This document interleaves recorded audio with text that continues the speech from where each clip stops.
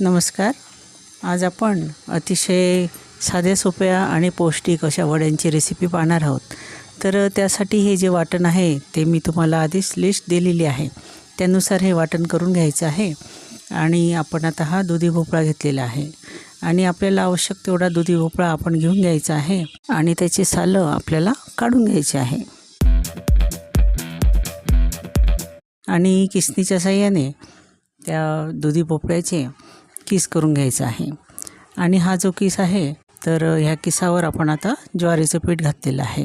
आता या ठिकाणी आपण 1 वाटी घातलं आहे. आपल्याला आवश्यक तेवढं आपण या ठिकाणी घालू शकतो. त्यानंतर हिरवं वाटण, कोथिंबीर आणि त्याचसोबत तीळ घालून घेतलेले आहे. आणि तीळ मला भरपूर आवडतात म्हणून मी पुन्हा 1 वेळा तीळ घालून घेतलेले आहे.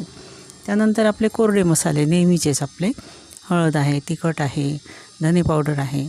तिखट मात्र बेताने घालायचं आहे कारण आपण हिरवी मिरचीचा वापर यामध्ये केलेला आहे. आणि त्यानंतर अगदी ड्राय वाटू नये म्हणून 2 चमचे मी ते त्यामध्ये घालत आहे. आणि सोबतच कसुरी मेथी छान अशी हातावर चोळून आपण घातलेली आहे. तर यातलं कोणतेही साहित्य तुम्ही थोडंफार कमी जास्त करू शकता. चवीनुसार आपल्याला यामध्ये मीठ घालायचं आहे. आणि छान हाताच्या साहाय्याने आपल्याला दाबून असा हा गोळा तयार करून घ्यायचा आहे. कारण आपला जो दुधी भोपळा आहे त्यामध्ये भरपूर असं पाणी असतं आणि त्या पाण्यामध्येच हे जे आपलं ज्वारीचं पीठ आहे तर हे छान भिजवलं जातं.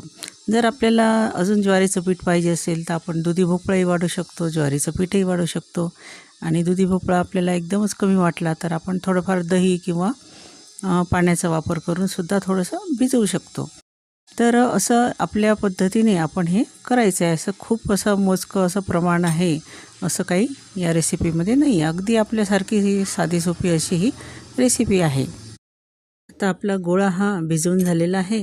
तर याचे 2 भाग आपण केलेले आहेत. तेल लावून थोडंसं मी ते मळून घेतलेलं आहे आणि त्याचे असे लंबगोलाकार असे 2 भाग आपल्याला करायचे आहे. आणि ते जवळजवळ सारख्या जाडीचे आपल्याला करायचे आहे. थोडं लांब किंवा थोडं आखूड असेल तर चालतील. आणि हे गोळे जे आहे तर हे आपल्याला वाफवून घ्यायचे आहे. तर यासाठी आपण एक चाळणी घेतलेली आहे आणि तिला तेलाचा हात लावून घेतलेला आहे. आणि एका बाजूला गॅसवर आपण पाणी गरम करायला ठेवलेलं होतं. आता हे जे गोळे आहेत तर हे आपण आता वाफवायला ठेवणार आहोत. तर इकडे पाणी उकळलेलं आहे, त्यावर आपण ही चाळणी ठेवून देणार आहोत आणि आपण त्यावर झाकण ठेवून देणार आहोत. जवळजवळ 20-1 मिनटं आपल्याला हे वाफवून घ्यायचे आहे. आणि आता 20 मिनटं झालेले आहेत आणि भरपूर अशी वाफ किंवा आलेली आहे. आणि तुम्ही पाहू शकता ती गोळेसुद्धा थोडे फुगलेले आहे. आणि टूथपिकच्या साहाय्याने आपण पाहू शकतो की हे गोळे जे आहे तर हे आतून शिजले आहे किंवा नाही. तर ह्या टूथपिकला काही लागलेलं नाही, त्यावरून आपल्याला समजते की हे छान आतूनसुद्धा शिजलेले आहेत. तर आपण आता हे भांडं खाली उतरवून घेणार आहोत.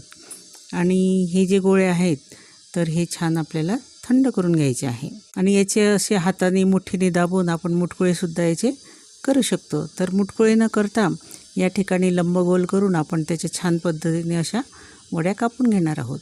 आता हे थंड झाल्यावर आपल्याला हे कापून घ्यायचे आहे. आणि आपल्याला खूप जास्त जाड असे हे वड्या करायच्या नाही आहेत. तर मीडियम आकाराच्या अशा ह्या वड्या आपल्याला कापून घ्यायच्या आहे. अतिशय सुंदर अशा ह्या टेस्टी अशा ह्या वड्या लागतात. आणि या अशा वाफवलेल्या वड्यासुद्धा तुम्ही खाऊ शकता. तर या वड्या आपण शॅलो फ्राय करून घेणार आहोत. एका पॅनमध्ये तेल टाकलेलं आहे आणि ते छान गरम झालं की आपण छान अशा वड्या आपण त्या पॅनमध्ये रचून ठेवणार आहोत.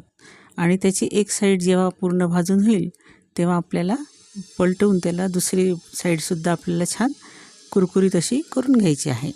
आणि खूप जास्त तेल यामध्ये घालायचं नाही आहे. अतिशय पौष्टिक अशी ही रेसिपी तयार होते. ज्वारीचं पीठ आहे आणि त्याचसोबत दुधी भोपळा आहे. आणि दुधी भोपळ्याचं महत्त्व आजकाल सांगण्याचं काही कामच नाही, सगळ्यांनाच ते माहीत आहे. हार्टसाठी वगैरे ते खूप सुंदर असते. तर आपल्या ह्या वड्या जवळजवळ तयार झालेल्या आहेत. तर यासोबत मी शेंगदाण्याची चटणी आहे केलेली आहे. आणि टोमॅटो सॉससोबतसुद्धा आपण ह्या वड्या खाऊ शकतो किंवा नुसत्या खाल्ल्या तरी त्या अतिशय चविष्ट अशा ह्या लागतात. तर अशी माझी साधी सोपी ही रेसिपी तुम्हाला आवडली असेल तर रेसिपीला लाईक करा, शेअर करा आणि कमेंट करायला विसरू नका.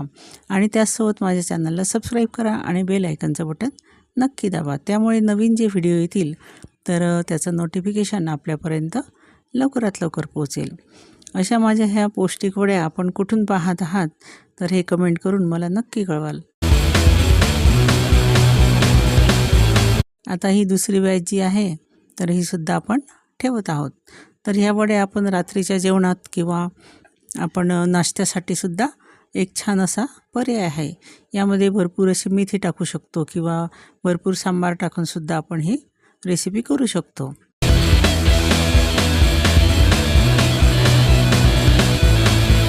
आणि पहा आता ह्या वड्या मी ठेवलेल्या आहे एका प्लेटमध्ये आणि वरून थोडेसे सांबार भरभरला आहे आणि थोडेसे तीळ पण यावर टाकलेले आहे आणि त्यानंतर त्याच्यावर टोमॅटो सॉस घातलेला आहे. अतिशय चवीला सुंदर आणि वरून खुसखुशीत आतून नरम अशा ह्या वड्या लहान थोर सगळ्यांनाच आवडतील.